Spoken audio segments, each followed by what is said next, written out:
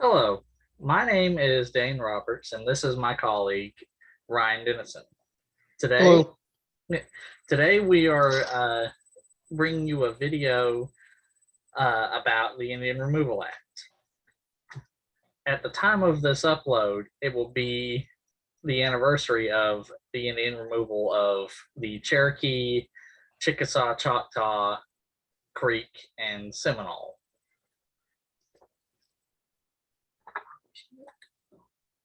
Here's the five civilized tribes.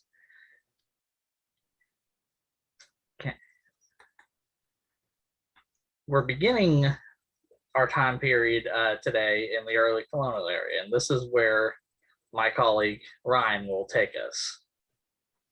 Hi, I'm Ryan Denison. Um, I've got history, and I've been teaching U.S. history for 21 years this year in high school and college. Um, Dane has asked me to provide some context for what's going on in the U.S. and the world at about the time that he's going to then provide some details into the Native American doings. Right. So when we're looking here at the 7 Years' War, this is part of a larger war or a larger conflict between the three main powers of Europe: Spain, Britain, and France, that have been vying for hegemony for quite a while. And these wars start in the late 1600s and continue until the 7 Years' War, or as the colonists called it, the French and Indian War, starting in about 1754 in the colonies. And this war is important because it marks kind of a paradigm shift in the worldview at the time.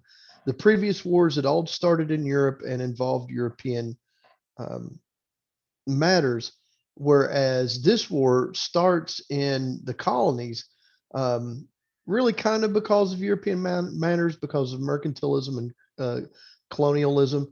But it started by a young lieutenant in the Virginia militia named George Washington, and this is his first instance on the world stage, is starting this conflict in the upper Ohio River Valley, where he was sent to tell the French to get out of the area because the British had laid claim to it, and everything kind of went wrong. He ends up in a skirmish with some French and Native American soldiers, and that leads into this big conflict, which turns into really kind of a world war, as you can see from the map. There are different theaters throughout this conflict. Okay? William Pitt, the minister, war minister for Britain, primarily tried to fight the war in North America, and he did that kind of on purpose to try to bleed the French out, okay, and to get them to spend more and more money, right? And eventually, it does work. Okay? And at the end of this war, the Treaty of Paris of 1763 sees Britain rise to the top, take over most of North America. Um, the French are kicked out of pretty much everything except for Haiti and a few islands in the Eastern Caribbean. And the British take over commercial dominance in India, which becomes incredibly important later on for them. Okay. Now, within this war, there are Native Americans fighting on both sides. And so, Dane, you want to Yep, I will take take it it. from there? Okay, so one of the first real big allies of the British in the French and Indian War, other than the Iroquois, or more properly known as the Haudenosaunee Confederacy, were the Cherokee, because the Cherokee had always been rather large, but roundabouts the 1710s up until now, they had been sort of helping Britain fight various other Indian tribes and been gaining power. And this was no different. They found out that many enemy tribes that they had fought before, including the Shawnee and the Huron, and even some minor contingents of the Haudenosaunee Confederacy, were fighting on the side of the French. So the Cherokee signed an alliance pact with the British to go up north into Canada and New England to fight the French army and their Indian allies, which they then proceeded to do and do it quite well. However, the Cherokee, as they were culturally different, obviously, from the British, would not stay for the whole war because their religious ceremony, a very important religious ceremony, the green corn ceremony, was going to be happening in a few months. And so they got permission to leave, or at least what the British thought of as permission. Really, the Cherokee were just saying, we're going to have to go. And in several various different ways, the Cherokee began returning home to Tennessee, parts of North Georgia, though not many. As despite common belief, they did not really come into Georgia until the late 1700s, early 1800s. But parts of Georgia and North Carolina and South Carolina and Tennessee. But unfortunately, on their way, they began to fall under ambushes and attacks by South Carolina, Georgia, and North Carolina colonists. Now, the original narrative of at least the first attack was the colonists thought that they were horse thieves or bandits or what have you. Whether or not that's actually true is your guess, anyone's guess. And personally, I don't see it, but we'll give them the benefit of the doubt at the moment and assume that they thought they were horse thieves. However, that did not continue, as eventually colonists from other towns started attacking subsequent waves of Cherokee and stealing their guns and their tomahawks, their provisions, and etc. So the Cherokee, in accordance with their laws, were beginning to retaliate. But even before that, famous and very well respected Cherokee diplomats such as Nancy Ward and Tuscaloosa tried to sort of cool the heads of both the colonists and the Cherokee. And at first, the governor of South Carolina in Charlestown, modern day Charleston, was, pretty okay with trying to fix it. However, the colonists were not, and so escalations rose until the Cherokee, tired of the impassiveness and being impatient, and really the indifference of the colonists and the colonial government, started a massive counterattack. They attacked multiple forts, including, most importantly, Fort Loudon, where they stormed it and slaughtered all of the inhabitants, except for a few, which they kept as prisoners, and they started attacking any group of colonists they could come across.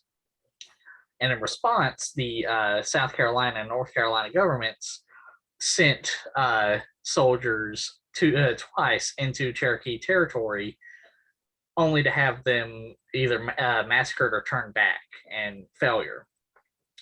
So in response to these failures, Colonel James Brant was given a commission for an army of militia of roughly 2,000 men and several hundred Haudenosaunee warriors, who were really the ones who ended up fighting most of the battles and were most effective, and began marching into Cherokee territory.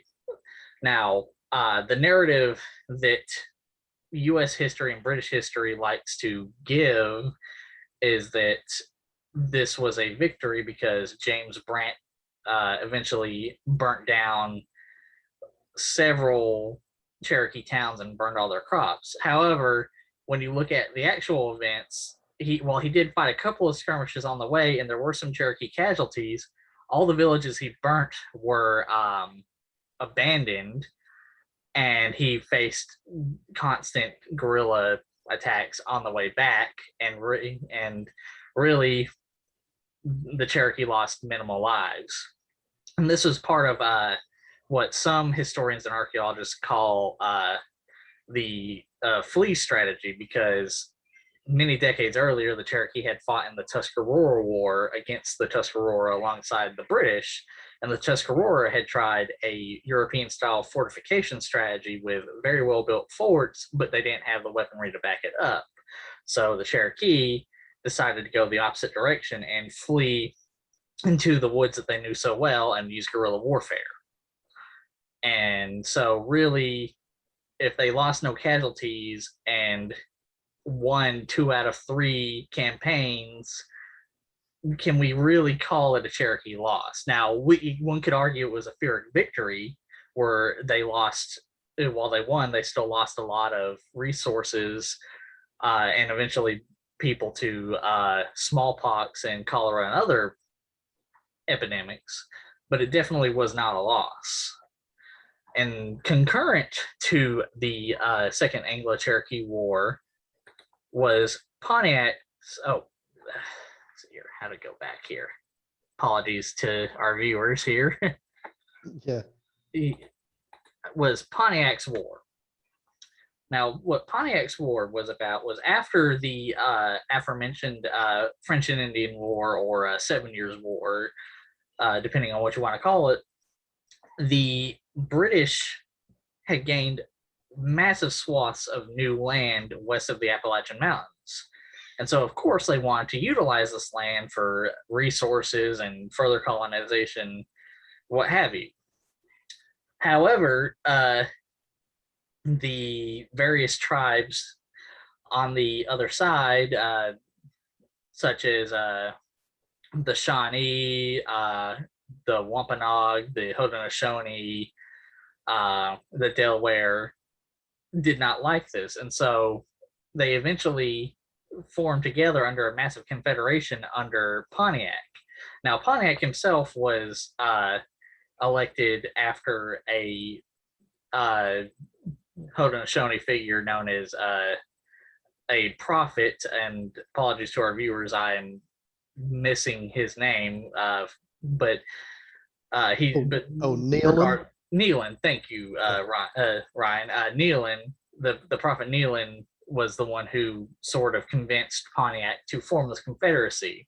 And so in response, Pontiac formed this massive confederacy and started what was called Pontiac's War, a 3-year-long war. Now, there's some debate about whether or not the first attacks that happened on British forts and settlements were a coordinated attack or various tribes acting on their own.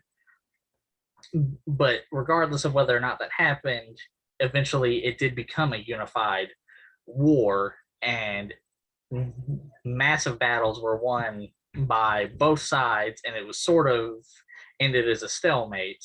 And the response to this war and the Anglo-Cherokee War and the,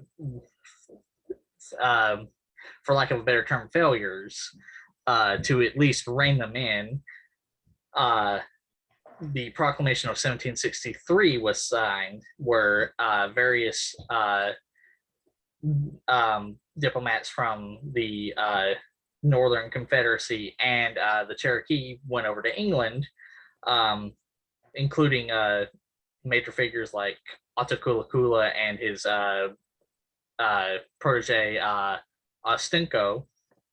And the result of this signing was that no British colonists could go across the Appalachian Mountains, which supposedly, which worked great, which worked perfectly for the Cherokee and the Haudenosaunee and other tribes. However, the colonists were not at all happy about this.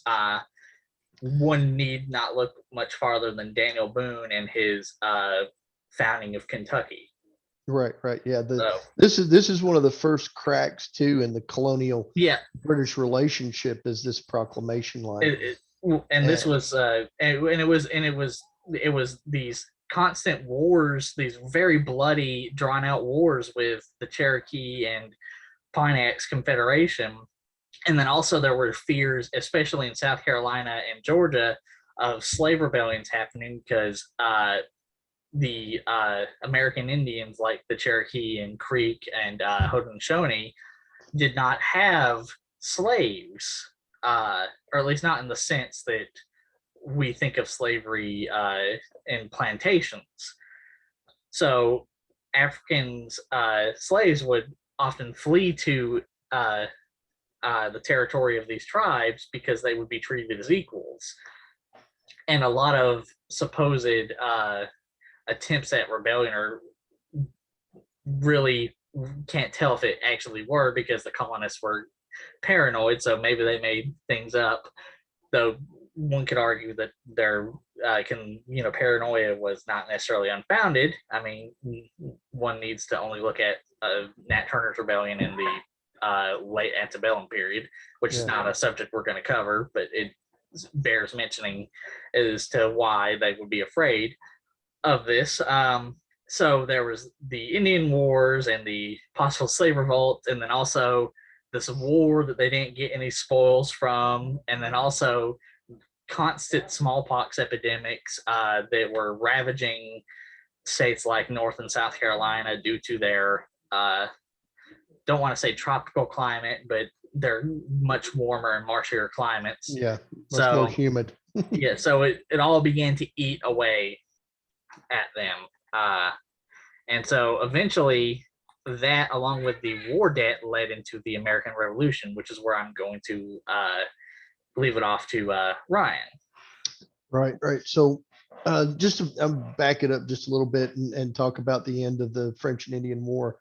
And there's the critical period there between 1763 and 1776, where the colonists, who are, by the way, forever moving west, forever pushing Native Americans further west. And you can look at going back to the Pequot, the Wampanoag, the Catawba, the Delaware, the Lenape tribe, all being pushed away from the coastline further into the interior. And that proclamation line really stirred up colonists.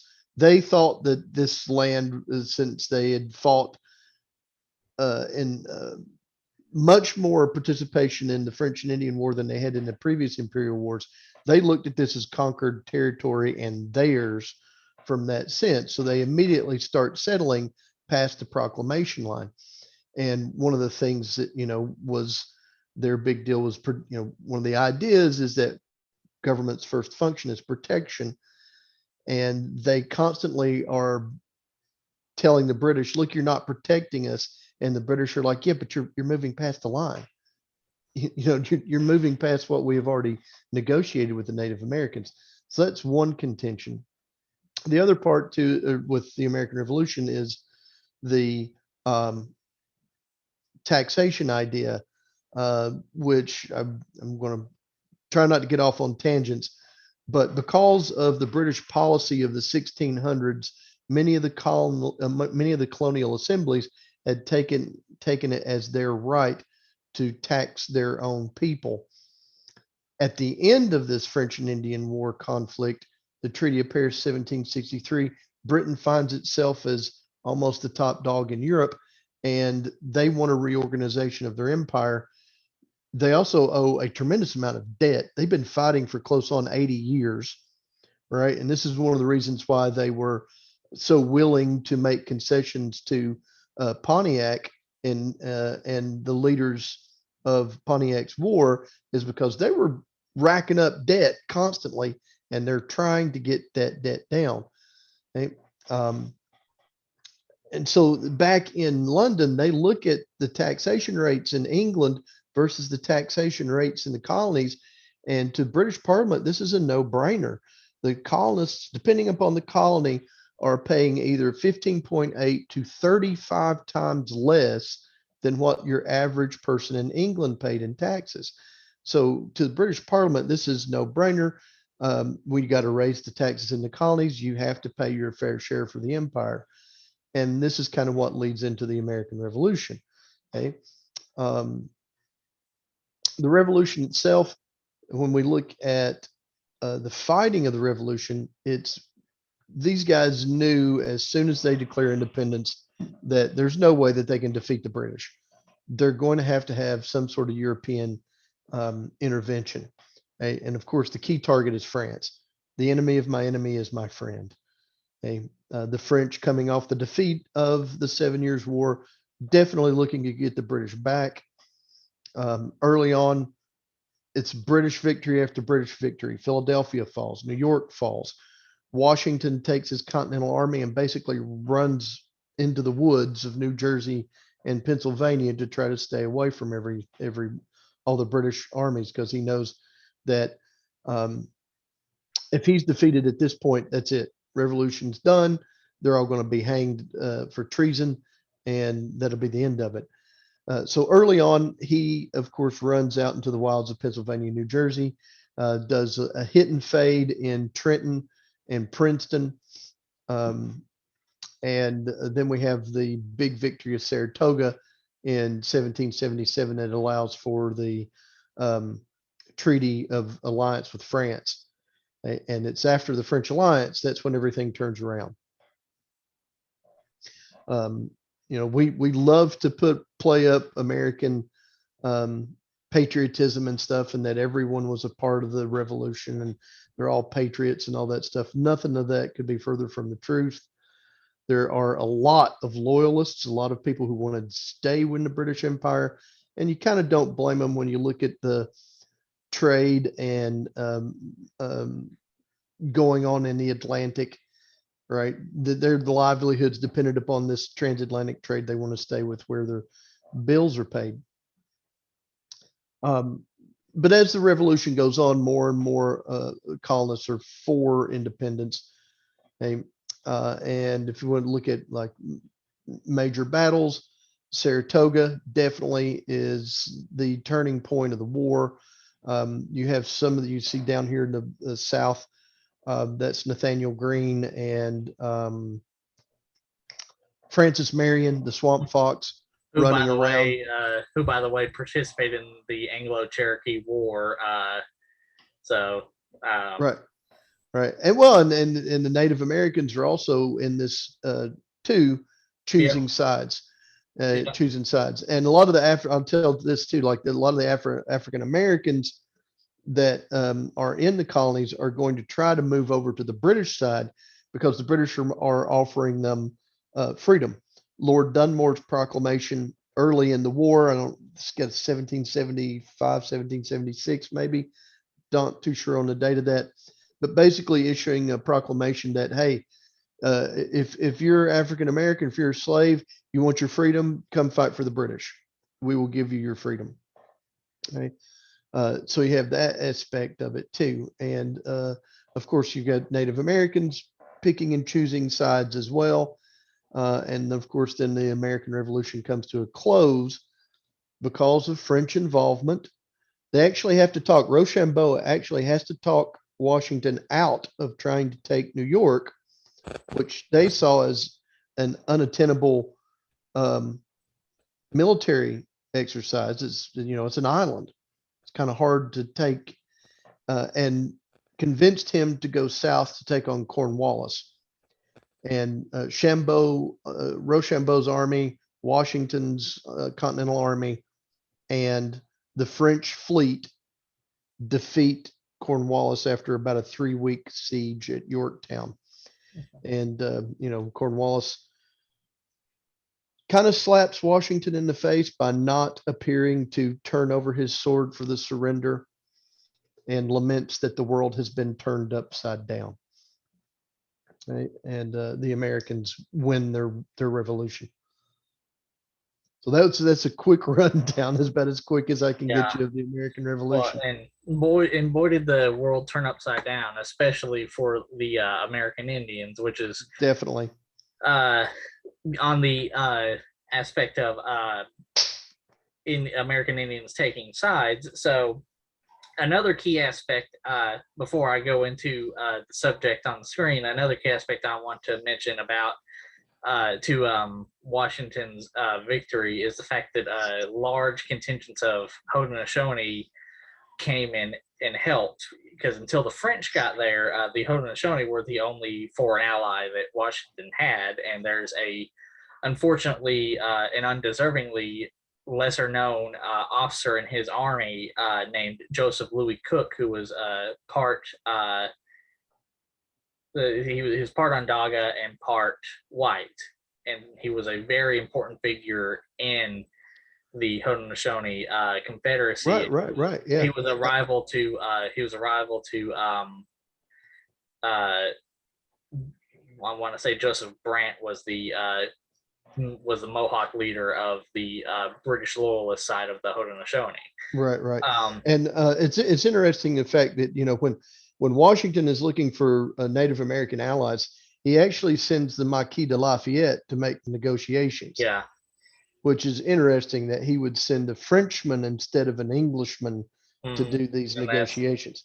But it also makes sense because the French historically had much better treatment relations. Yes. So, but while the Iroquois were facing a civil war because some were siding with the British and some were fighting with Washington, a very similar event was happening in Cherokee country.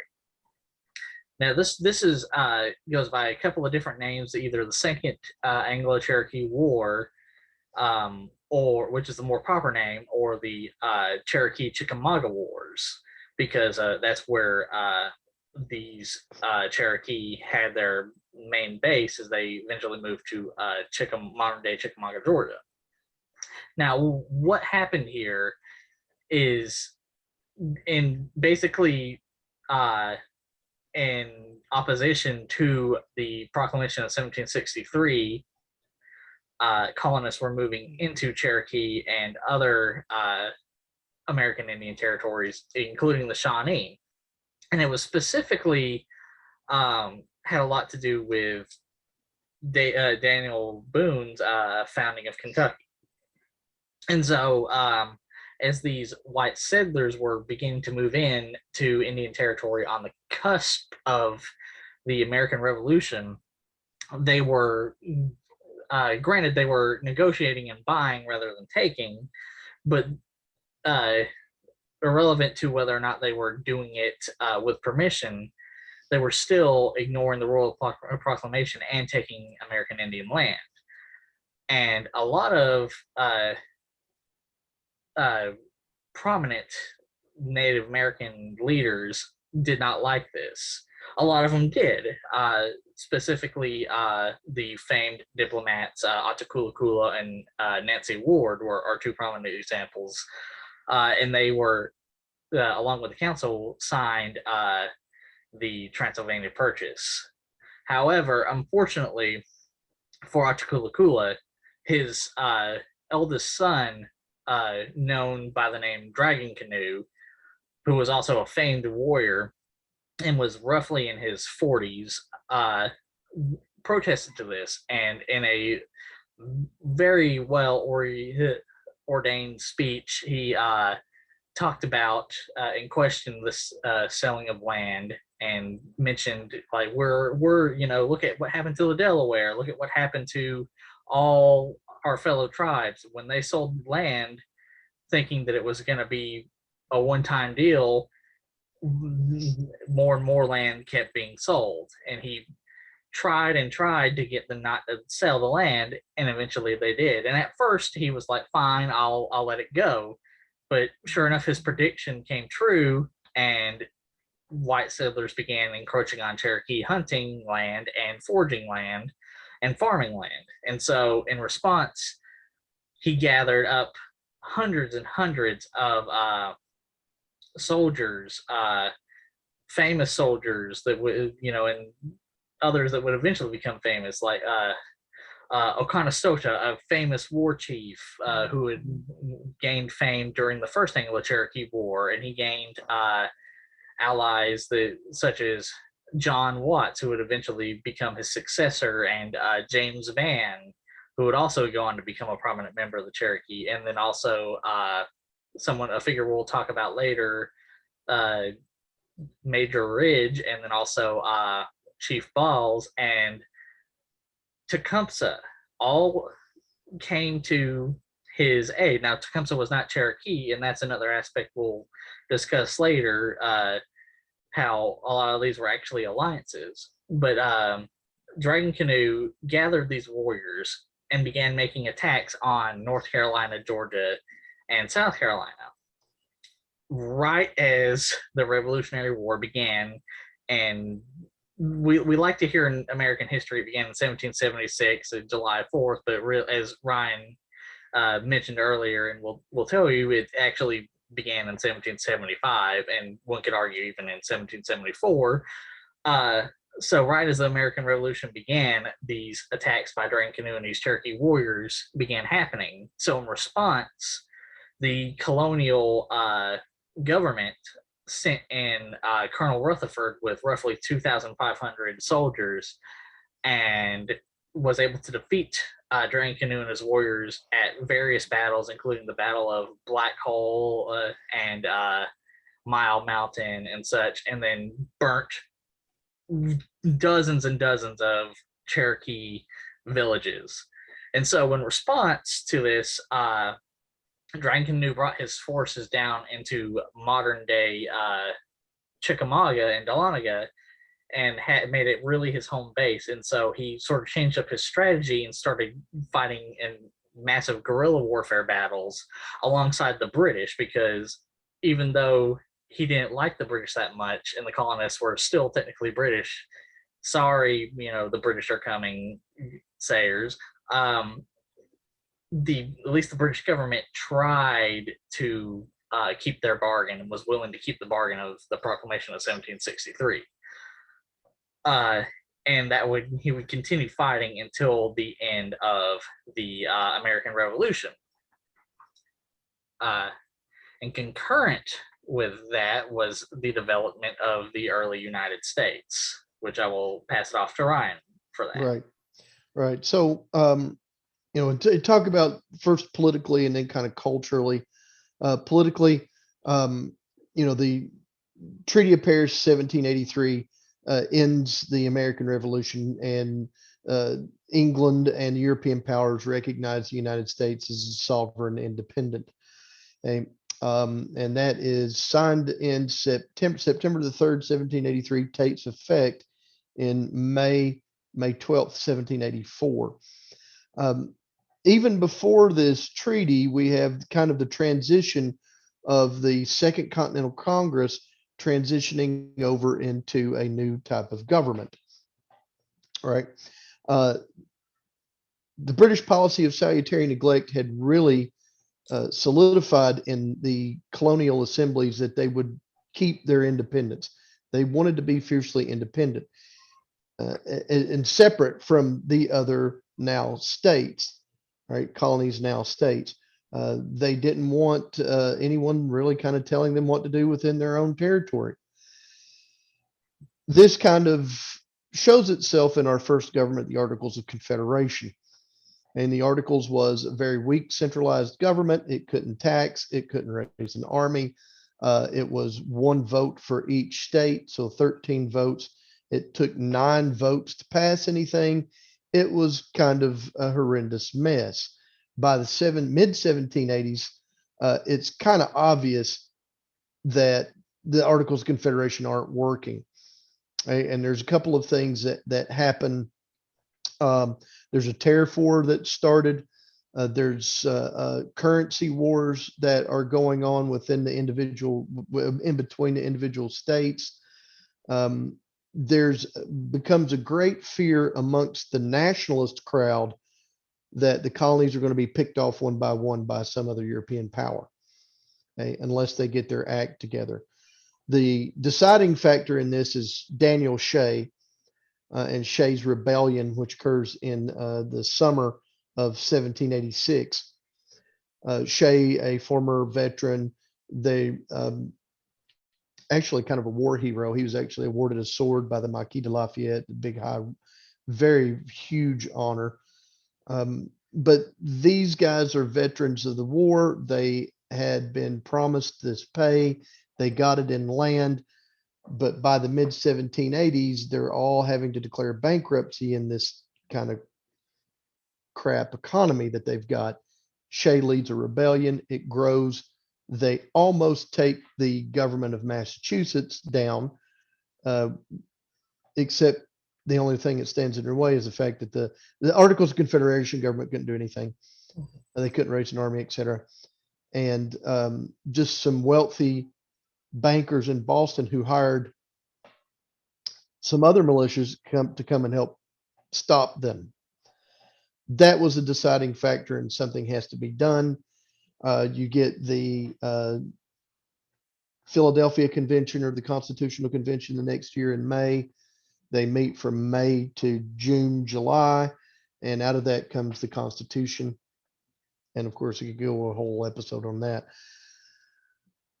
Constitution is finally ratified in 1788, and our buddy right here on the screen, G-Dub, George Washington, is elected president, comes out of retirement to be elected president, and takes the oath of office in April of 1789.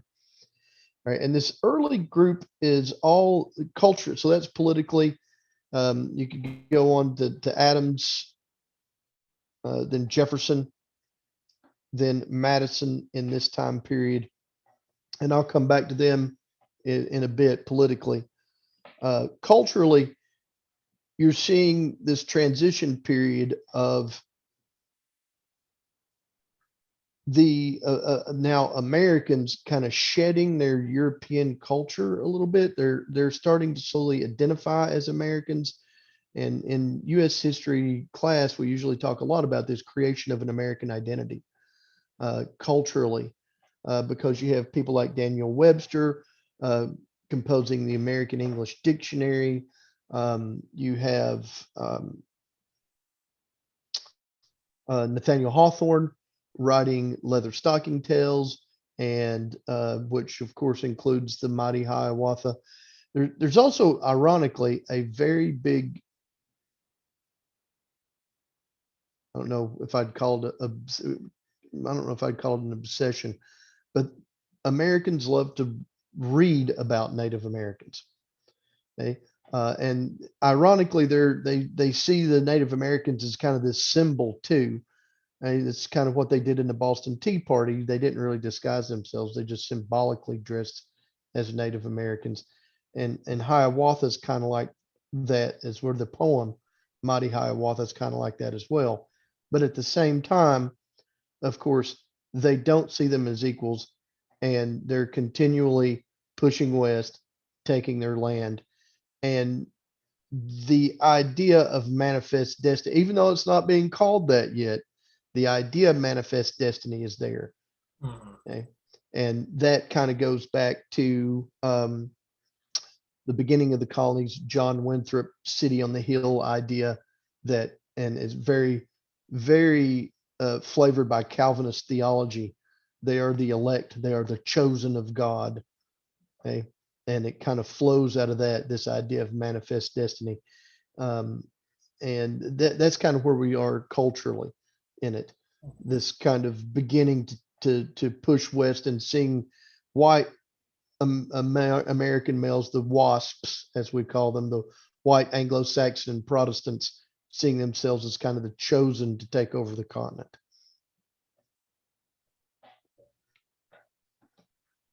All right. And that leads into one of our first wars that was concurrent with the still going on Second Anglo-Cherokee War, or even though Anglo-Cherokee War is the proper term of it, I prefer to call it the other term, the Chickamauga Cherokee War. The Northwest Indian War began in roughly 1785. And what it was in response to the Treaty of Paris that was signed at the end of the Revolutionary War, where Britain, without consulting their American Indian allies, was like, yeah, you can go ahead and you can have all this land west of the Appalachian Mountains. And first, with the beginning of the Chickamauga War, the young United States tried to buy the land from the tribes such as the Lenape and the Shawnee and the Miami and the Haudenosaunee, and all the ones that you can see on this map on the screen. And of course, much like with Dragon Canoe and his Cherokee warriors, they weren't really going for that. And violence hadn't quite started yet. However, continued aggressions and continued pushing eventually led various tribes, specifically the Miami, parts of the Haudenosaunee, the Susquehanna, Lenape, and Potawatomi, to form a confederation under the Shawnee war chief Little Turtle. And they began what became known as the Northwestern Indian War, which was a massive war fought for 10 years. But the big engagements didn't begin until the 1790s, right after George Washington became president. And George Washington at first tried to negotiate because he, at least on paper, liked the idea of continued relations with the American Indians. Now, a lot of it had a lot to do with the fact that the nation was young, and he really at the time didn't have a military the size of France's or Britain's, or even a military the size of the Prussian and Hessian mercenaries that had helped the British during the war. So it was really more of a practical approach than a political or moral approach. But regardless of that, he still tried to negotiate. But then eventually he decided against it, and against even the congressional advice, sent armies in, because even Congress at the time was still willing to negotiate. But Washington had decided he was done negotiating, and so he sent several armies into the Western Confederation, and these were horrible mistakes. The two biggest, while they were certainly not the only ones, they were the two biggest were Harmer's defeat and St. Clair's defeat. And they quite literally followed each other in quick succession, because Harmer was sent in first, and his army was massacred, and a few were able to escape and bring back word. And so in response, Washington sent in a veteran from his old Continental Army, General St. Clair. And St. Clair marched with several thousand, roughly 2,000 men into the Northwestern Confederacy, and was subsequently ambushed and massacred in what is, while little known, is the largest defeat the U.S. has ever suffered at the hands of the American Indian. It is called St. Clair's defeat. And most of our viewers, I'm assuming, have at least at one point heard about Custer's last stand, were 200 cavalry, and it also there, despite common belief, not all of Custer's army was massacred. A good chunk of his army was, while pinned down by Sioux and Cheyenne and Arapaho, never actually made it to the main battlefield, and so were able to escape.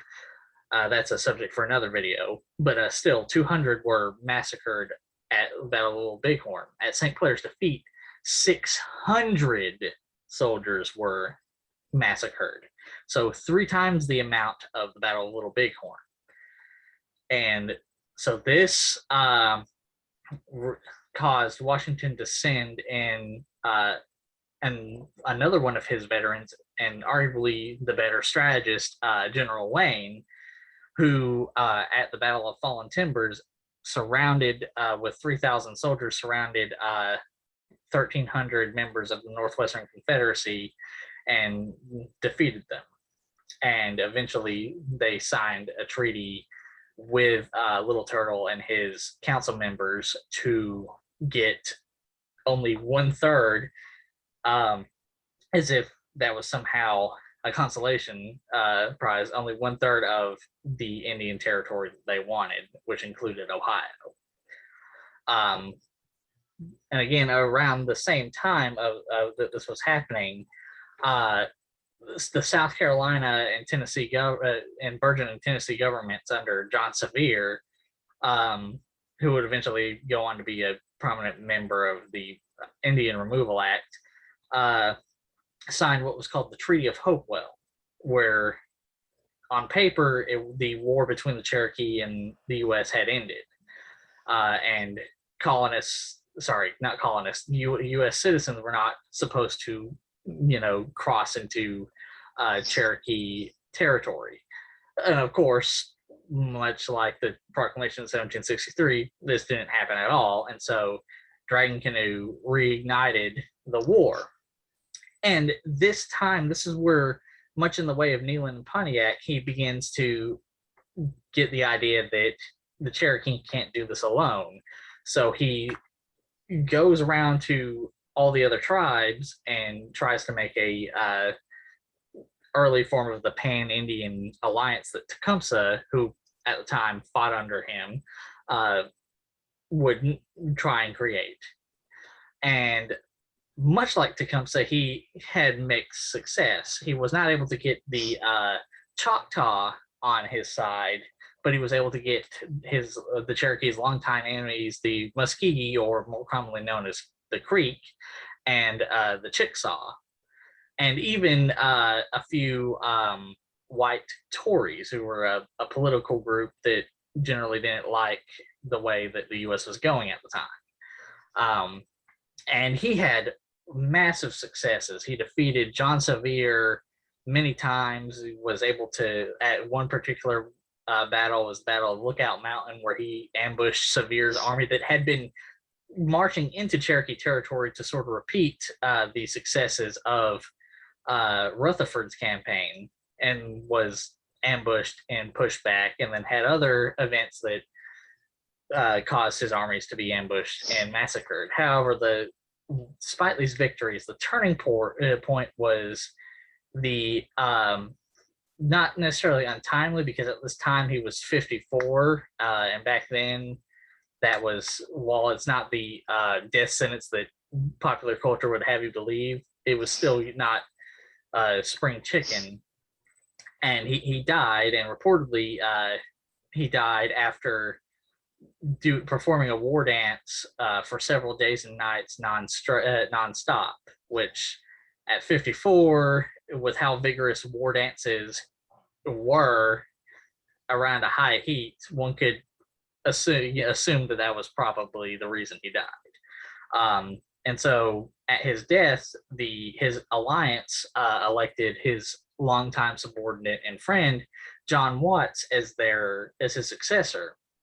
And while John Watts was a great warrior, he wasn't as great of a leader as Dragon Canoe was, especially when it came to a sort of wild card amongst the Cherokee named Doublehead, who was also a renowned warrior and was the younger brother of Oconostota, I believe. And what happened is on the eve of what could have been a major victory on the level of St. Clair's defeat and Custer's Last Stand, where John Watts was leading his confederation to what was at the time a small Nashville that had been founded by Sevier and his constituents. And the idea was they were going to go and ambush and storm it and slaughter him and kill Sevier and, cut the head off of the dragon. But what happened is, on the way, despite orders from John Watts and other members to not attack any white settlements on the way so as not to give away their position and get ambushed themselves, Doublehead and his warriors decided to go and attack various settlements. And in attacking one of these settlements, John Watts and one of his right-hand men, who would eventually become Cherokee Chief James Van, tried to stop them from massacring a family. And James Van and John Watts picked up the two children of the family and put them on their horses, only for Doublehead and his warriors to pull them back down and kill them, which James Van, till the day he died, would call Doublehead child killer. And by the day he died, I mean the day Doublehead died, which is a subject that we'll cover later. But because of this event, a member of the family that they were not aware of got away and wore Nashville, and so Severe was able to surround them and defeat them and force them to sign yet another treaty, uh, finally for officially ending the war. Uh, and so this ended the early the first two American Indian Wars that the U.S. fought as a nation.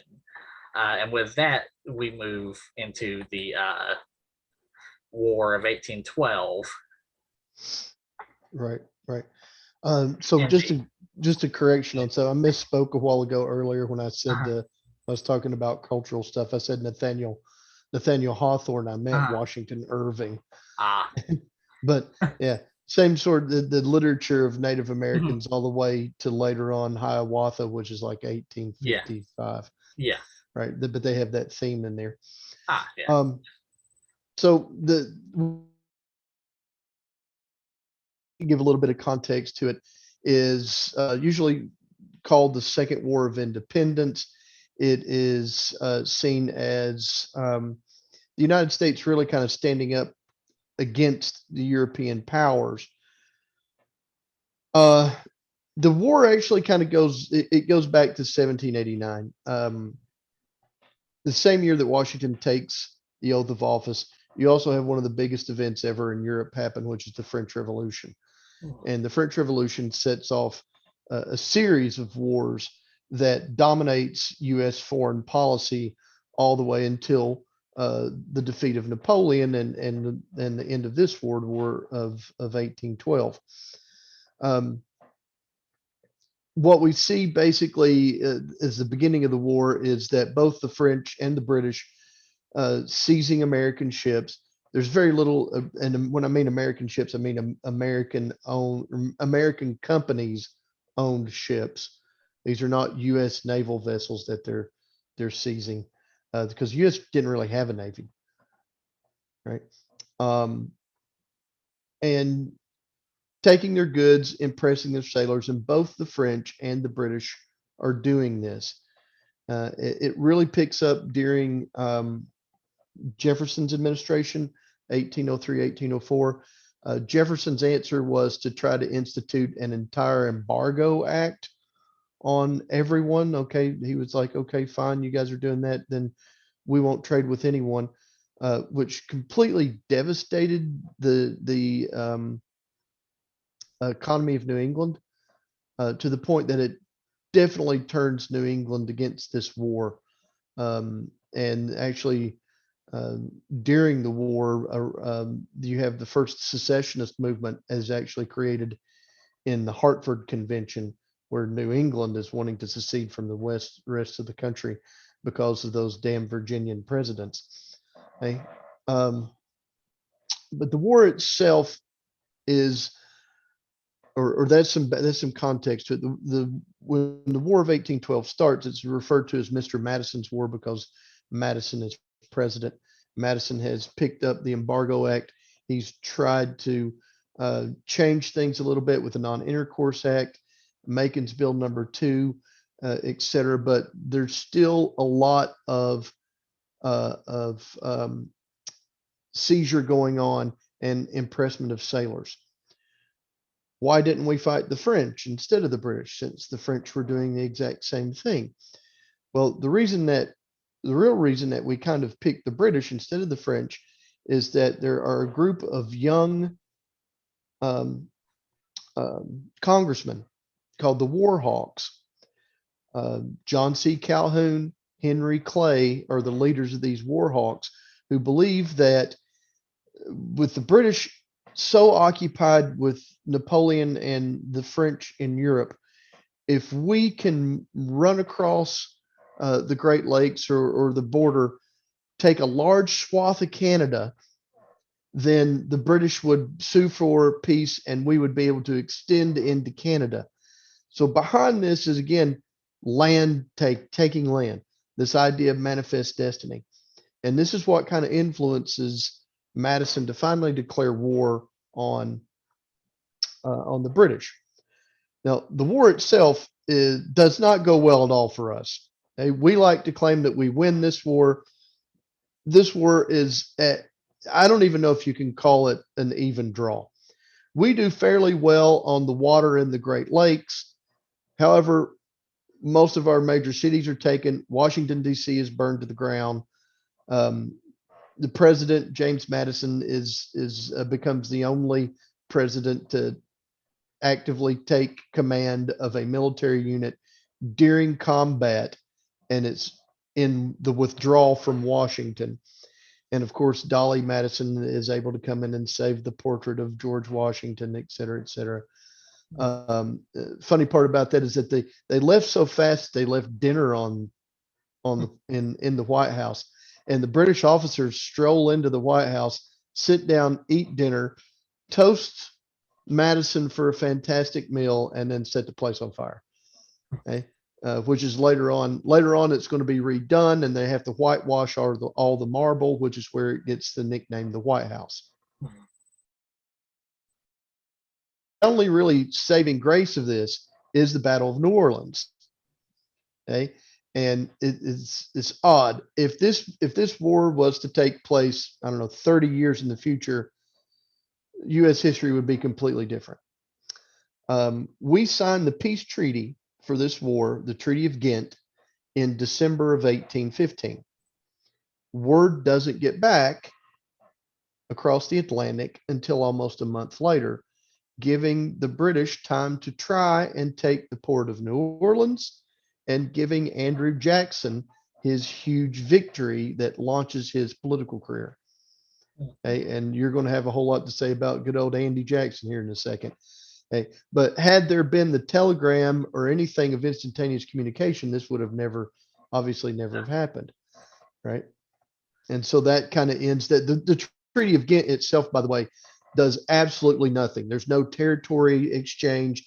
We don't even get reparations on the ships being taken or the sailors that were impressed. It was basically a, hey, we're done fighting. Okay, we're done fighting. I believe the official term is status quo antebellum. Yeah. Essentially, yes. Yeah. And so now going into Andrew Jackson, where he gets most of his fame, other than the Battle of New Orleans, was in the Creek War. And what this really was, it was a greater extension of Tecumseh's Pan-Indian alliance, where he's gathered a great many Indian tribes into his fold. Various members of the Haudenosaunee, such as the Seneca, the Miami, the Second Fox tribe, of eventually of the Chief Black Hawk, who would eventually gain fame in his war, Black Hawk's War. But what we're going to focus on is the southern arm of this war, called the Creek War. And where this comes from is he went down into Georgia, southern Georgia, and Alabama, and started preaching, for lack of a better term, and orating to these Creek villages and cities, trying to get them to join his alliance. And the story goes is he had several bundles of red sticks, and at one speech, he took one red stick and broke it, and he's like, "This is us alone." And then he tied the rest together and tried to break it. He's like, "This is us together." And kind of like the Fashkis of the Romans. Yeah. Yep. And a lot of the Creek loved it, and so the faction that joined Tecumseh's Pan-Indian Alliance were called Red Sticks. Now, the reason I say faction is because not all of the Creek joined. There was a rival faction, much in a similar way to, say, the Bolsheviks and the White Russians in the Russian Revolution. There were the Red Stick Creeks and the White Stick Creeks. But really, the White Stick Creeks didn't play a very prominent role in this war. I mean, they did, but the biggest ally that the U.S. had against the Creek were the Cherokee, who signed an alliance and had various chiefs and warriors get official U.S. military ranks. Principal Chief Pathkiller, for example, got the rank of colonel. And so while Jackson gained his fame in the Creek War for all the victories he won, really it wasn't him who won it, because a lot of the time his militia couldn't find the creek encampments, or they would face ambushes or hunger and any number of things. A few times he didn't even participate in the battles. What won it were his Cherokee volunteers, led by a lot of people, including eventually Sequoia, who would find, as we'll talk about later, found the Cherokee syllabary and writing, and especially Major Ridge, who at the time was just called the Ridge. But when he received the rank of major, he called himself Major Ridge for the rest of his life. And so Major Ridge helped win battle after battle after battle against the Creek, until eventually they cornered the Red Sticks in Horseshoe Bend, which was another battle that Jackson gets a lot of credit for. But when in reality, Jackson bombarded the fort that the Red Sticks were in for hours and days, and to no avail. It was too well built. And so the only reason he won is because a member of Major Ridge's 500 Cherokee militia swam across behind the fort and was able to get all the Red Stick canoes, and allowing Major Ridge and his Cherokee to swim across and flank the Red Sticks and win the battle for Andrew Jackson, who, once the Red Sticks were distracted, stormed the ramparts because there was nobody to guard them. And so that's where he gets a lot of the success, or his fame, when really it was Cherokee success. And in response, a lot of the Red Sticks flee to Florida and sort of assimilate and mingle and interbreed. And I don't mean that, for viewers, I don't mean that that is like an animal interbreeding. It's just the best term I could come up with. Intermarriage. Yeah, intermarriage. Thank you. Intermarriage. They intermarry with the various Florida tribes to form the Seminole, who at the time before then had not existed. And the Seminole began raiding into U.S. territory, and so Jackson marches in with his Cherokee allies and U.S. soldiers and fights in the First Seminole War, which really isn't much of a war. He wins a bunch of battles and sort of signs a treaty and leaves. And it's after the Battle of New Orleans that this war happened, that the Seminole War happens. But it's the reason I'm mentioning it now is because it's really a continuation of the First Creek War, which is a pattern we will see later on. And this leads us into the American culture during the Monroe, Madison, and Adams presidencies. Oh yeah. All right. So this time period here, we're looking at a lot of transition. You're looking at the end of the Revolutionary generation, and really the first Americans to lead the country. Most of these guys, again, like Washington, Adams, Jefferson, Madison, Monroe, the first 5 presidents all had some connection to the American Revolution. They either fought in it, they were diplomats, or some form or fashion. Monroe is the last of these revolutionary presidents. And by this point, too, we have seen the demise of the Federalist Party because of the Hartford Convention at the end of the War of 1812. And so there's only one political party really left, and that's Thomas Jefferson's Democrat Republicans. And they use those terms kind of interchangeably at some points, and historians usually refer to them as Jeffersonian Republicans. So during Monroe's presidency, we have kind of what the era is called the era of good feeling, um, where there's seemingly only one political party, but there's a lot of disagreement going on. Okay? And the big word is manifest destiny and expansion during this period, as a lot of it is. John Quincy Adams, the guy on the upper right, is Secretary of State with Monroe during Monroe's 8 years as president. And John Quincy's primary concern is expanding the borders of the United States. And so we have the Webster-Ashburton Treaty that sets the boundary and gains land up around Maine. We have the Adams-Onis Treaty, which is a treaty with the Spanish that gives us Florida. Okay? And so the whole time they're looking at doing this, they're looking at expanding and manifest destiny.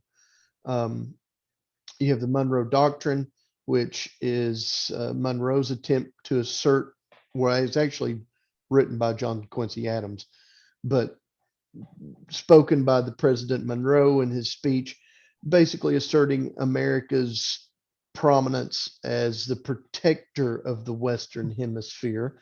He's not It's really taken seriously by any foreign power. right. Yeah, it's really just words, because no foreign power really thinks of the United States as anything other than a backwater that got lucky once. Yeah.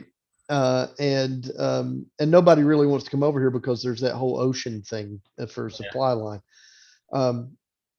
So you have that transition, and then we have another big transition is this continuation of lowering voting requirements. Now, the only people that are still going to vote are white men over the age of 21, and by white we mean Anglo-Saxon English.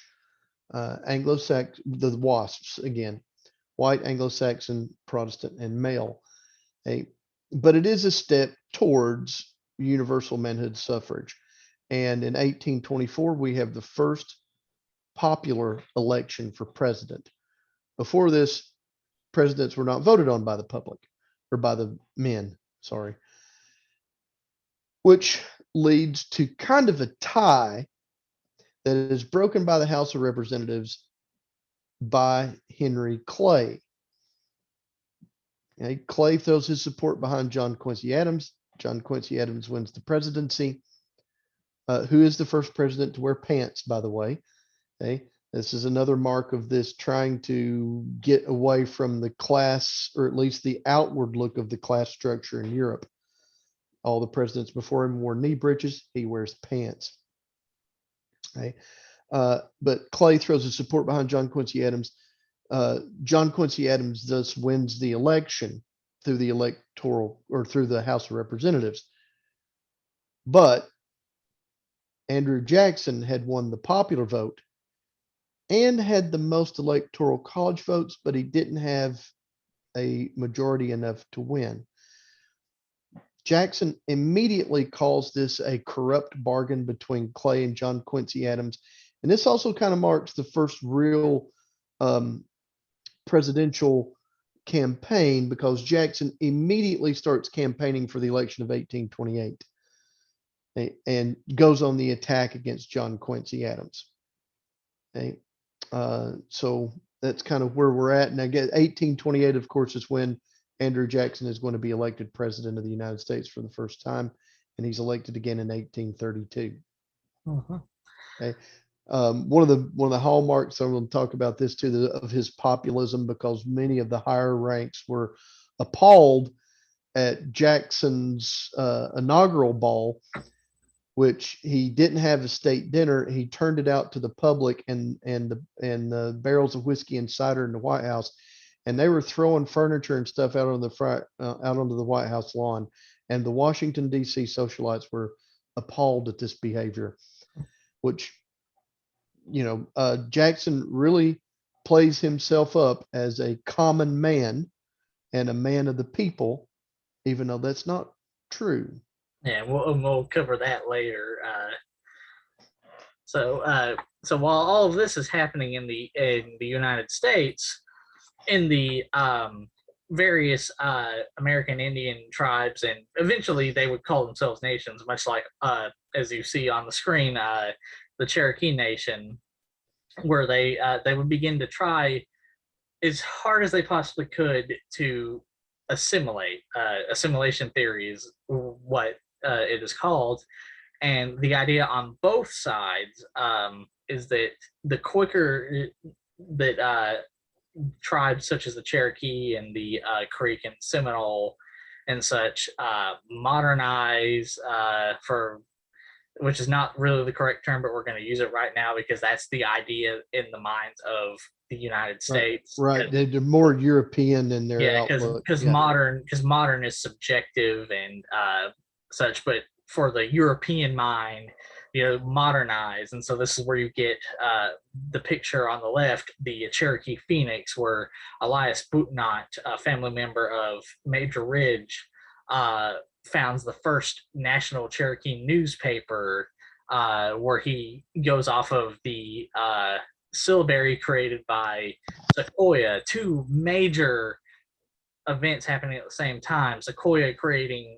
writing, a standardized writing for the Cherokee. By the way, Sequoyah did not actually live in the Eastern Cherokee Nation, as it was called at the time. He had moved west with in a trend with various veterans from the Creek War and the Dragon Canoe's Chickamauga War, where veterans were moving west, which is a subject we'll touch on more later. But as he moved out there, he began working on this to try and unify the Cherokee more. And so as he came up with this writing system, it helped Elias Boutnot create the national newspaper, which further helped build a stronger Cherokee Nation. And then you have capitals in the various what would eventually be called the 5 civilized tribes: the Choctaw, Chickasaw, Cherokee, Seminole, and Creek.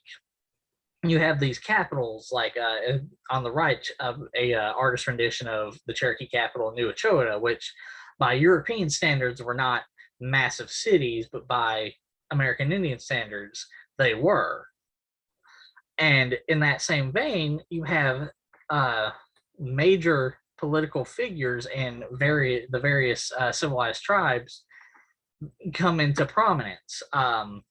Over here on the left, you have Chief McIntosh of the Creek, who was a very important figure, a veteran of the White Sticks who fought against the Red Sticks for the Cherokee, and a longtime friend of the figure up here in the top, Major Ridge. Now, unfortunately, McIntosh would eventually fall out of favor, as he, much like many of the tribes, would eventually believe that selling land was the best way to go in order to protect and preserve indigenous civilization.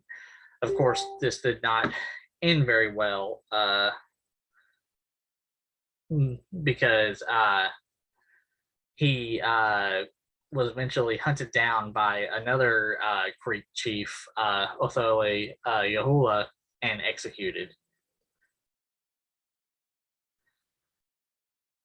And then alongside Major Ridge, you have Elias Boutnot, who was the founder of the Cherokee Phoenix and helped build the Cherokee Nation. And then below them are two other important figures. You have John Ross on the bottom left, who eventually became the principal chief of the Cherokee through much of the 1820s and 30s, and then even into the 1840s and 50s. And to the right, you have a very prominent Seminole chief, Osceola, who rose into prominence in the very early 1800s and into the 1820s and 30s. while he was only a child during the Creek War, he did witness it, and it helped shape his mind of how US and European culture was. And he tried at first to assimilate and bring people into the fold from on both sides and foster peaceful intentions. Now, of course, this did not eventually go well, as he would eventually lead a rebellion, or really not, the term is not proper for rebellion. He would lead a war against the US, but that would not come until much later. And then we have, after that, the Jackson presidency, which will be covered in much more detail when my co-host, Ryan, comes back. He's currently facing technical difficulties, but Jackson became president on, as he mentioned earlier, on the backbone of being a common people's man and using his fame at Horseshoe Bend and the Indian Wars and the Battle of New Orleans to really propel himself into the presidency. And his presidency did eventually have a lot of problems that he solved via his typical way of violence, because that was his main way of doing things. But he still would solve them. And he saw himself as a figure, or at least showed himself as a figure of the common man. However, this was not really the case, as he would eventually have staunch opponents, especially in figures such as fellow Tennessee native David Crockett, more commonly known as Davy Crockett, who would argue against this view because Jackson came from money, whereas David Crockett came from poverty.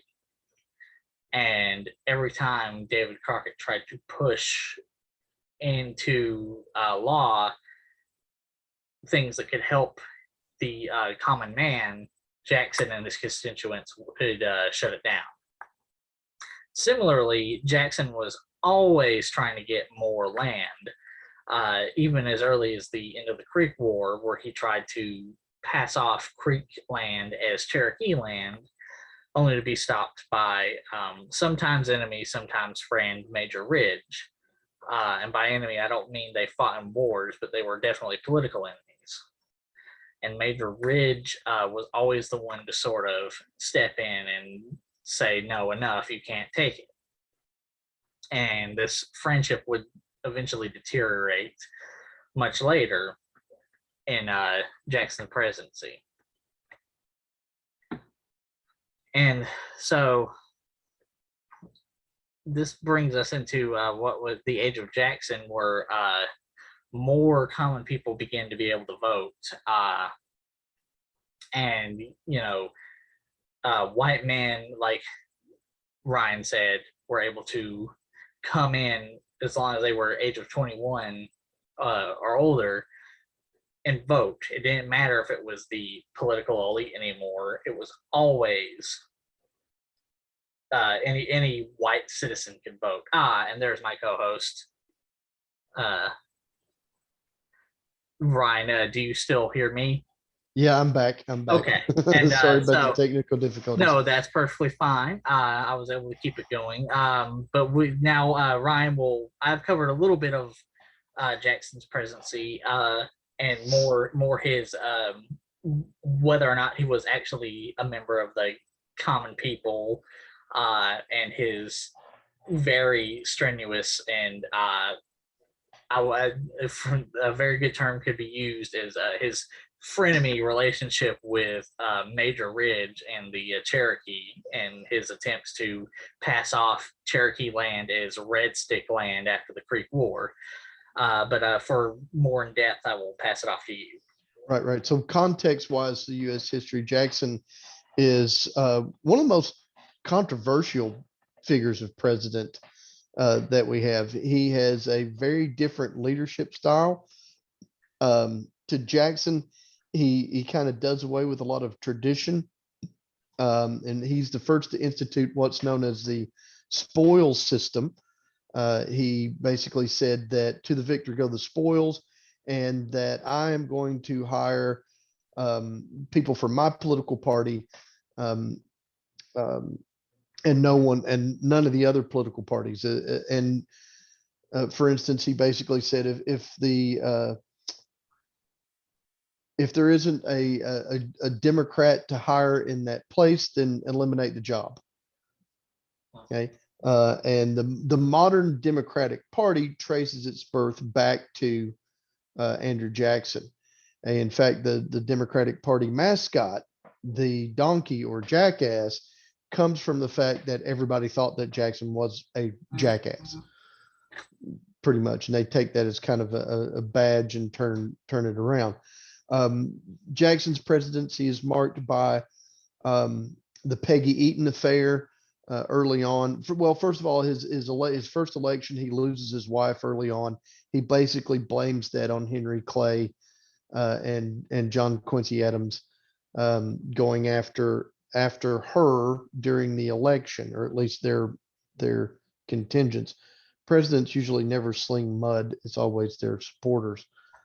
They usually. But his style is very to the point, very military style. Kind of epitomizes. There's a couple of different things that we could talk about with Jackson. There is the nullification crisis and the bank war, which kind of carries on throughout into the age of Jackson itself. Yeah, and the nullification crisis kind of epitomizes Jackson's, without getting into the Indian Removal Act. The nullification crisis pretty much epitomizes Jackson's presidency. And with the age of Jackson, well, talk a little bit about nullification crisis first. If you don't know anything about it, it is essentially a tariff war between the North and the South. And the idea, the tariff is a tax on imported goods.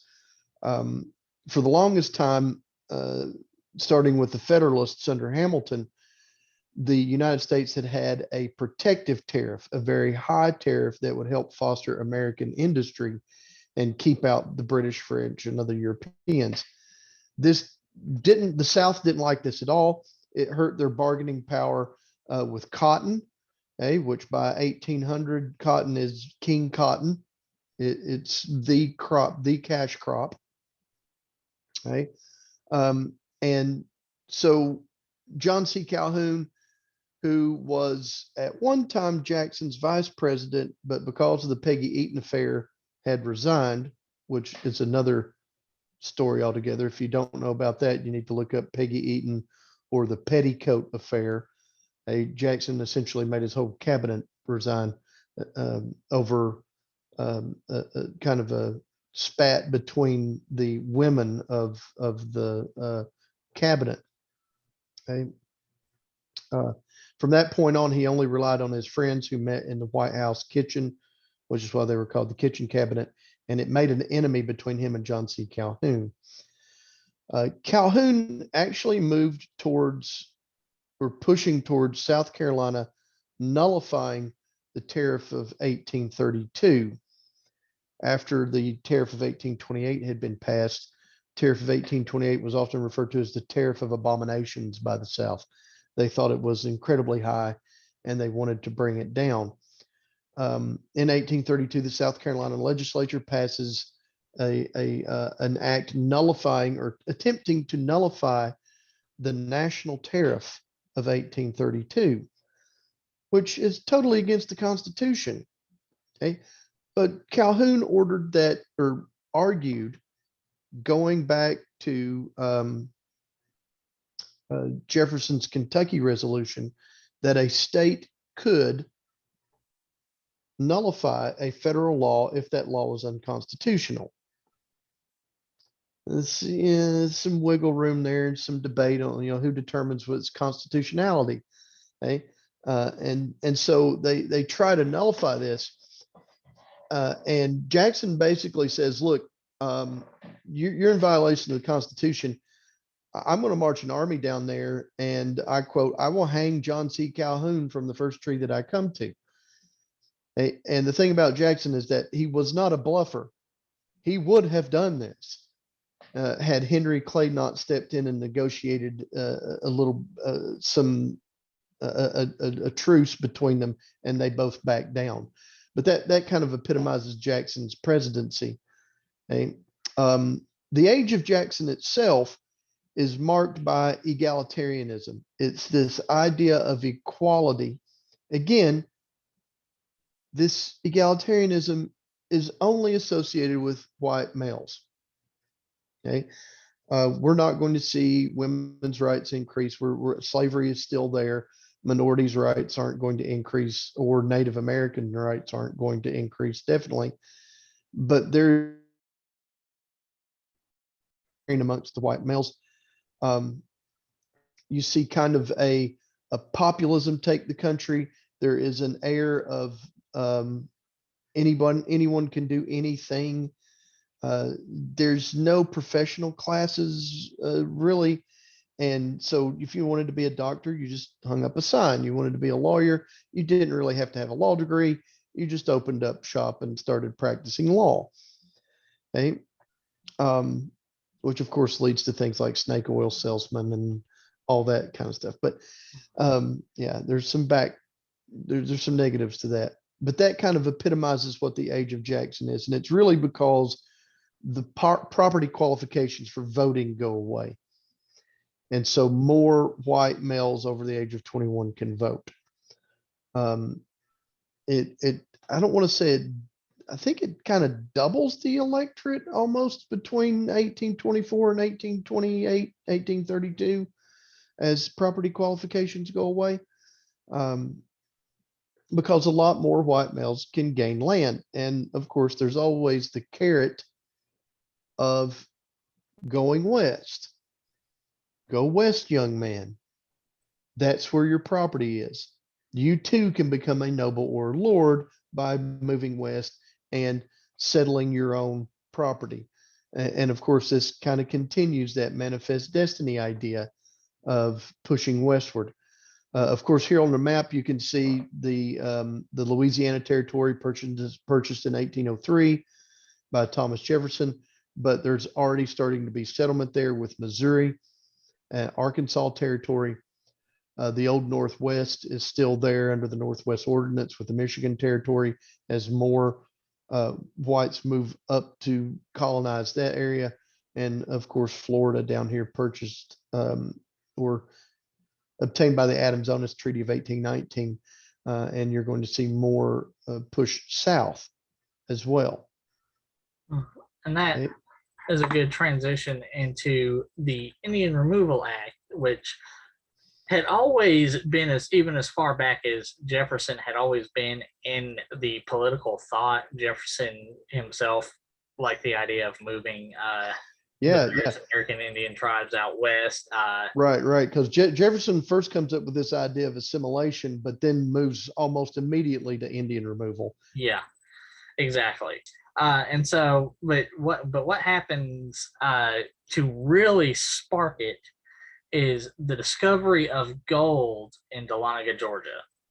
And there are various like folk tales of how it was discovered, but how it was discovered is irrelevant to the fact that it was discovered, and it was discovered in Cherokee territory.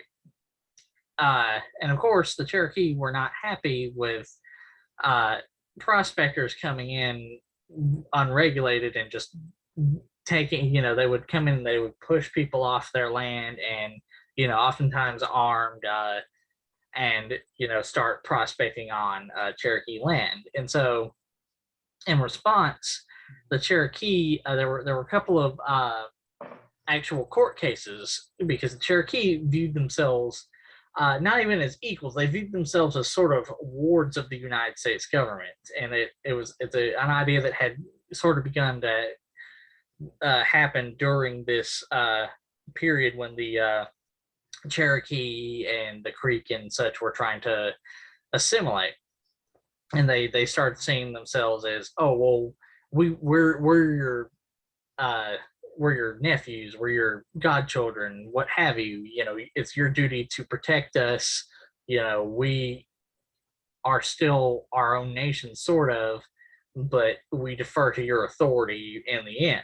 And so they're trying to do it the legal way, um, and argue in court. And this is where you get the Cherokee versus Georgia, and Worcester versus Georgia. Worcester being a missionary and a member of the Cherokee Phoenix newspaper, argue in court that the Cherokee has a right as a sovereign nation to keep its land, and they win. They win very well. Unfortunately, Jackson, much like in the nullification crisis, was like, "You can't make me. I'm going to do what I want," and he brings completely ignores the ruling. Yeah, and he brings the Indian Removal Act into the Senate and the House of Representatives, and it is incredibly divisive. The I'm not sure what the House of Representatives vote was, but the Senate vote was 101 to 97. It was that divisive, and it was that close. And among these members who voted against it were prominent members, like I mentioned earlier, David Crockett, who is a longtime opponent and rival of Andrew Jackson, because they were both from Tennessee. But Andrew Jackson, while he claimed to be a man of the common people, was actually from money, whereas David Crockett was from poverty. And while he had gained fame as the famous frontierman that we always heard as kids, you know, Davy Crockett and the, you know, wild king of the mighty frontier, right? You know, and he definitely was, but he was, for much of his career, was a member of the Senate, and he voted heavily against this, along with the eventual founder of Texas, Sam Houston. And in concurrent with this was a massive political debate in the Cherokee Nation between two main parties who had originally been allies, the Ross Party and the Ridge Party, led by John Ross and Major Ridge. Now, eventually, Major Ridge would sign the Treaty of New Echota, initiating the removal of the Cherokee to Oklahoma Territory. And this itself was incredibly divisive, because John Ross was fighting his absolute best to try and get Jackson and the United States government to uphold the Supreme Court decision, which in itself was understandable. But while one could argue it was what eventually caused the Trail of Tears by Major Ridge signing the Treaty of New Echota, this had been a trend that had already been happening. McIntosh, as I mentioned earlier, tried to sell land because he viewed it as the only way to preserve his people, the Creek people. And while he was eventually killed by Athola Yahola, and by the way, to any members of the Creek Nation who are listening, I apologize for any mispronunciations that that may happen. But when he was executed by Athola Yahola, that put a stop to that. And that's very much in the same vein with the Cherokee, except it was many more than just Major Ridge, because before then, even as far back as the War of 1812 and after, you see prominent members who had fought alongside Dragon Canoe and John Watts begin to migrate west, including Sequoyah and Chief Bowles, who was another veteran, and Pathkiller's right-hand man. All migrated west because they knew that fighting the U.S. alone wasn't enough to do it, and they believed it was the best way to survive. And that's the mindset that Major Ridge had when he signed the Treaty of New Echota, as he was trying to preserve his people. Now, of course, there's a vein in that vein. He and John Ross truly hated each other, and it was a vicious animosity. So it should also be mentioned that he probably signed it as a sort of a way to get revenge on his longtime rival.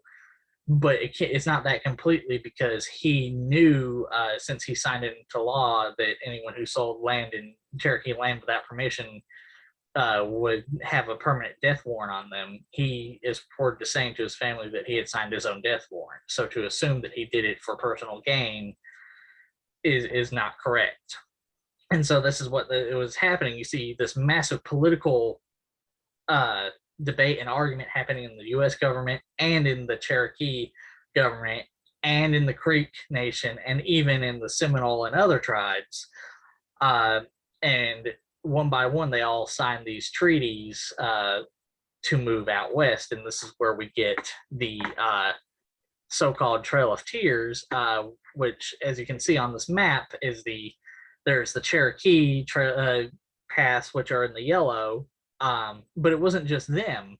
The 5 civilized tribes were all removed, and it wasn't just these tribes. There were also the Sac and Fox in Ohio, and even some Seneca further up in the Michigan and eventually Wisconsin.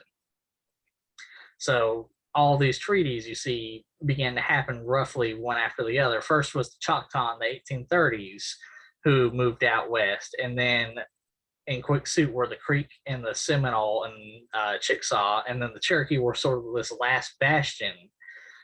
So whether or not Major Ridge signed the treaty doesn't necessarily mean that they would have stayed. In fact, if John Ross had listened, because most of the bad information about Major Ridge comes from Elijah Hicks, who was a ally of John Ross, who took over the Cherokee Phoenix from Elias Boutnot and printed massive smear campaigns about the Ridge family for John Ross. And so it probably still would have happened regardless of whether or not it was signed. But that's not to say that there wasn't any opposition to these. The first of these was what was the so-called Black Hawk's War, named after the Sac and Fox chief Black Hawk, who really didn't even want to start the war to begin with. Well, all he was doing was he had crossed the Mississippi to hold a meeting with Potawatomi and Lenape and various other tribes, Wampanoag tribes even, to try and stay in their lands. He only brought 400 people, 400 warriors, and a few hundred more women and children across, because he was just trying to migrate. He wasn't trying to start a war or anything. He wasn't even popular in his own tribe anymore. Many more new political leaders had begun to rise and sort of pushed him out. He was a veteran of Tecumseh's Pan-Indian Alliance and had won many victories against the U.S., but he was far beyond his heyday. Unfortunately for him, none of the tribes east of the Mississippi really wanted him, and so he began to leave. And even more unfortunately for him, the U.S. government knew about his crossing and thought he was there to start a war, and so they sent several armies after him, and so a rather bloody war began to happen. And Black Hawk did gain some victories, but generally it was a disaster for him. Every time he tried to cross the river, he was met with U.S. soldiers or allied American Indians. Even the Cheyenne came and helped. At one particular point, as he was trying to cross, a armored battleship was coming down the river and spotted them and fired their cannons at him and slaughtered a good chunk of the women and children. So unfortunately, the war ended rather quickly, and he was captured and was on his way to prison, but then was granted permission to return home to his tribal homelands west of the Mississippi, and lived the rest of the last 5 years of his life in relative obscurity and died. And then we have two wars that are concurrent with each other: the Second Seminole War and the Second Creek War. And while they were started by two different tribes, they weren't really two different tribes. So what happened is in Florida, Osceola, who was a prominent, as I mentioned earlier, was a prominent Seminole war chief and leader, he had originally tried to assimilate, much in the same vein as Major Ridge and John Ross. He tried, and he even worked with Indian agents after the Indian Removal Act was signed to get members of his tribe to stay on the reservation. He worked really hard to preserve his people through peace. Unfortunately, he was imprisoned by Indian agents for charges that he probably didn't commit. And so, in response, he broke out after he was released upon finding out that he hadn't committed these crimes. He began a coordinated attack on U.S. settlements and promptly killed the Indian agent who arrested him in revenge, and started the Second Seminole War, which lasted from 1835 to 1842. And while Osceola only fought in the war for a year before being captured and dying in prison, what he truly started was a war that rivaled the Second Anglo-Cherokee War in its extent. It is one of the longest Indian wars that the U.S. has ever fought. And the reason this is concurrent with the Creek War is because while the Second Creek War was started by Ehle due to continued encroachment of white settlers, and it was a very well coordinated attack, it officially ended and was officially put down in 1836. However, many of his Creek warriors fled to Florida and helped continue the Seminole War. And so really the Second Creek War and the Second Seminole War are one and the same. They are not separate, and they are a very good example of an alliance and how American Indian culture is not a monoculture, but it is also not so diverse that there weren't family ties. So they could ally together and fight for a common good. Of course, eventually, as in the earlier slide showed, the Second Seminole War was lost, and many of the Seminole and Creek were still moved out west, but it is still important in the fact that it showed how far they were willing to go to fight. The last of these wars to happen was the Texas Cherokee War, and while it happened well after Indian removal, it was very much a symptom of the problems from the Indian Removal Act. And that is because after Sam Houston and his constituents founded the Texas Republic, and after Sam Houston stepped down as president after his term was over, the second president of Texas, Lamar, was a former secretary for the governor of the state of Georgia who helped push the Indian removal into law and helped remove the Cherokee from Georgia and Tennessee.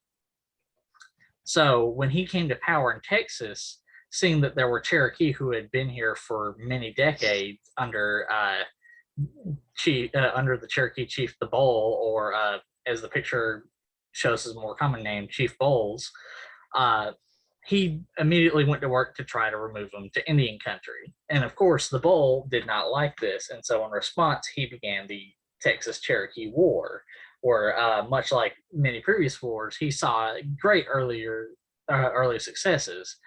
Unfortunately for him, the main battle he fought was lost because Texas Rangers were able to find the weak spot in the fort, much in the same vein as Horseshoe Bend, and storm up the ramparts and defeat his army.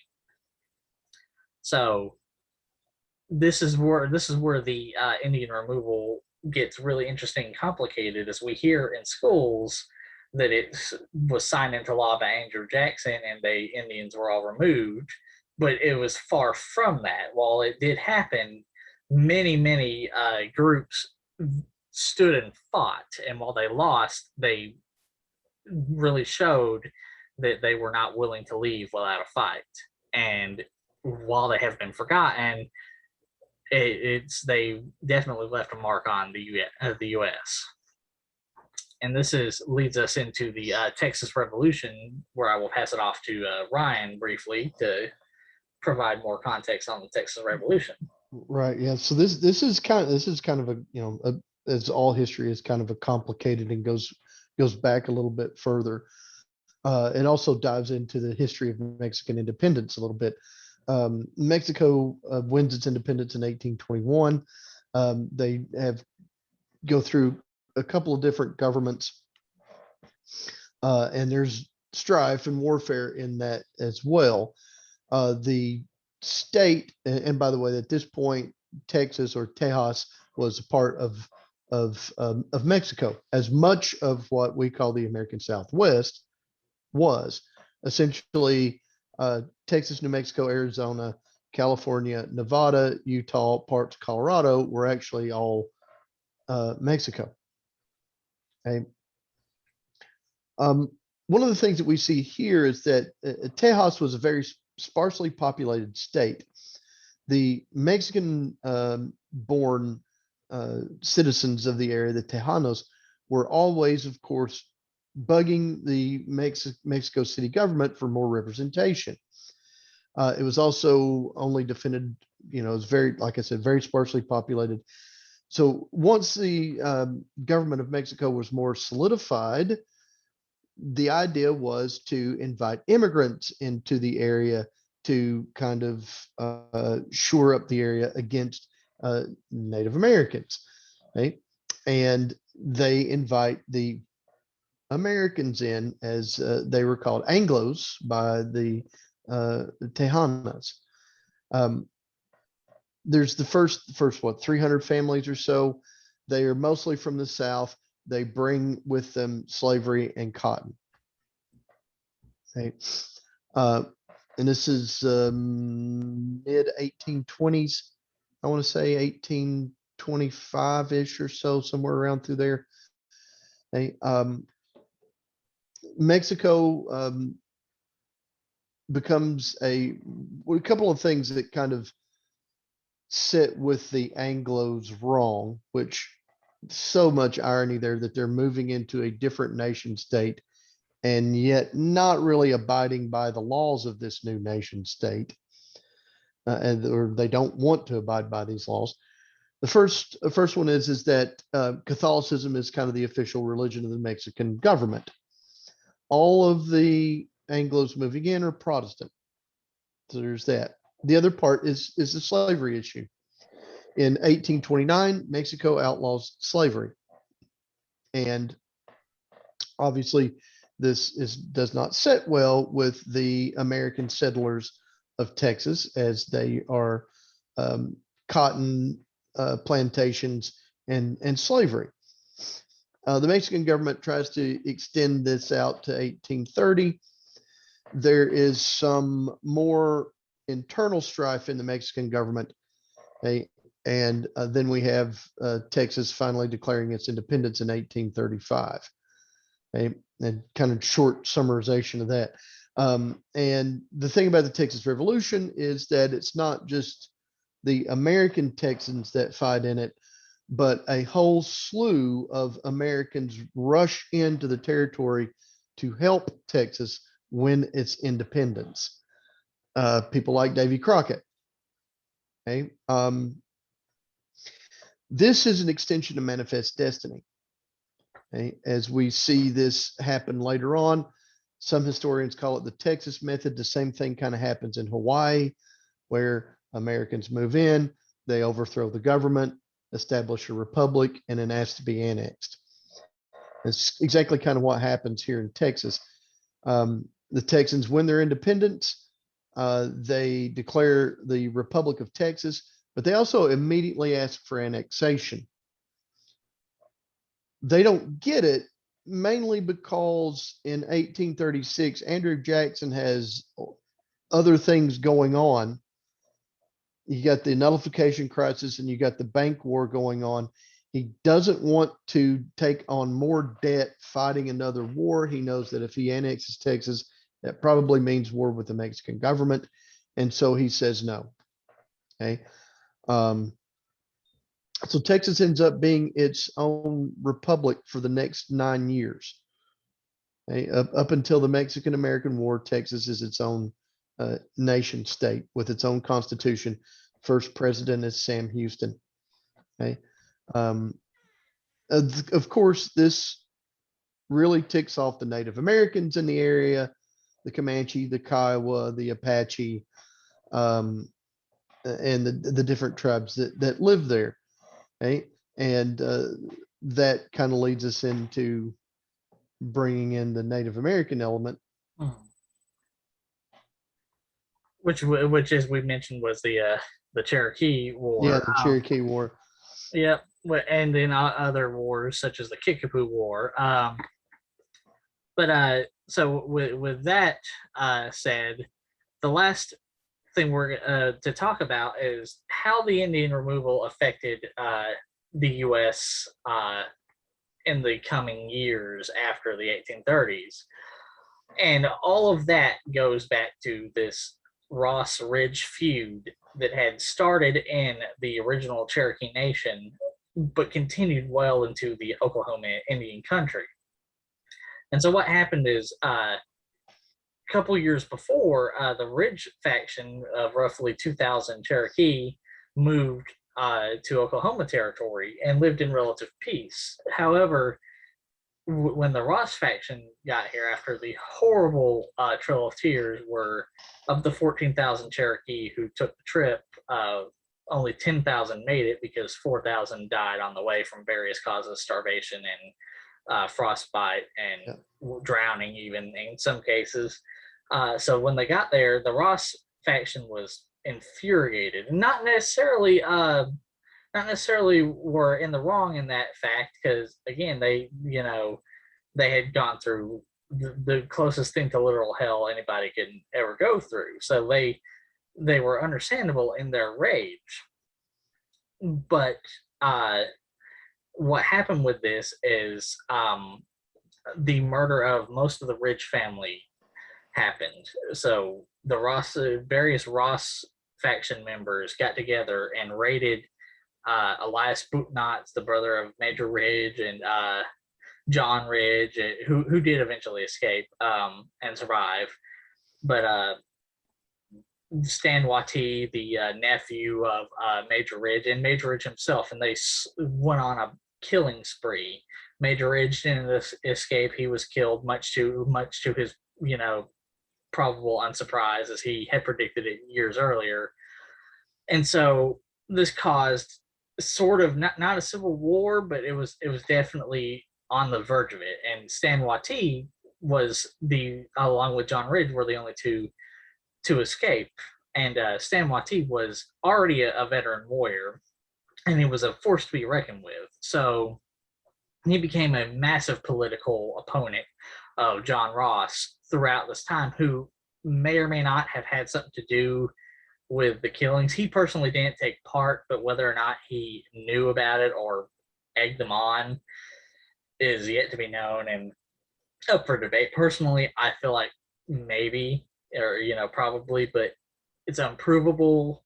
So you can't say for sure. But either way, because it was his party, it happened. So Stan Wattie became the biggest opponent to John Ross.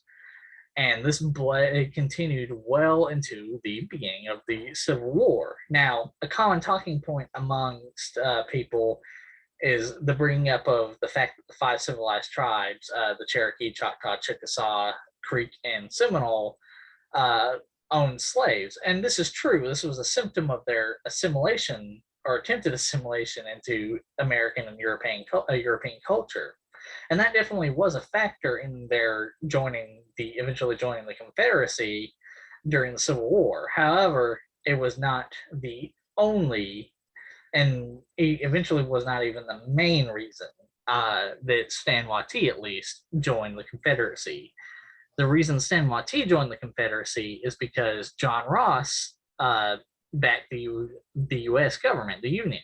And so Stan Wattie and his followers joined the Confederacy because he knew that he would be able to, or may be able to, eventually hunt down and kill John Ross and his party for the murder of his family. And this caused a civil war within a civil war in American, in Indian country in Oklahoma, where the Ridge Party, led by Sam Watee, consisting of many Creeks, Seminoles, and the other tribes against mainly Union allied Creeks and Cherokee.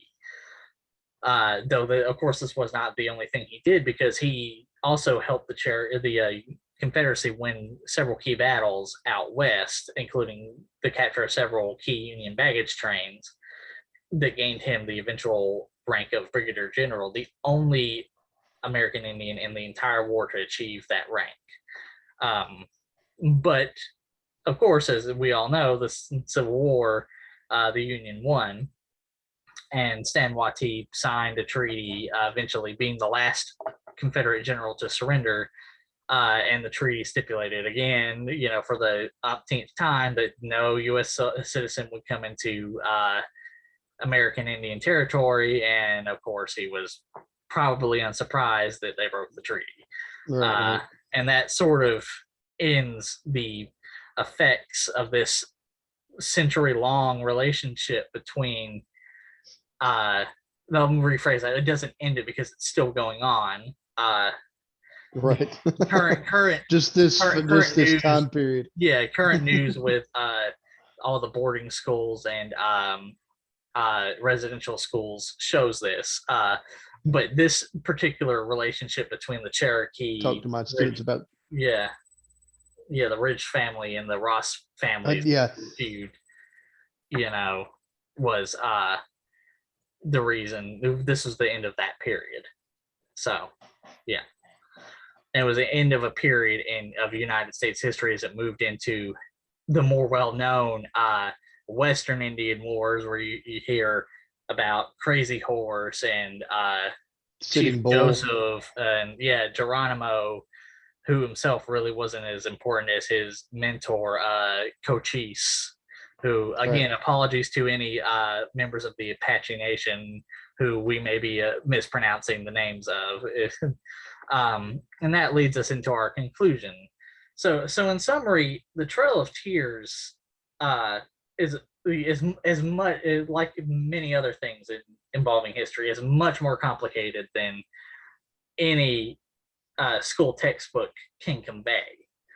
It wasn't even just within the couple of years that the Indian removal act was signed. It was the symptoms of problems leading up to it as far back as the 7 Years' War and the Revolutionary War. And its symptoms continued well past the removal of the 5 civilized tribes to Oklahoma, well into the Civil War, and greatly affected U.S. history for decades to come. Sources for this that we use for this video will be in the links and comments. And if there are any subjects that we briefly discussed in the video that you would like either I or Ryan or both to cover in much more depth in later videos, let us know in the comments. And have a good night. Have a good night.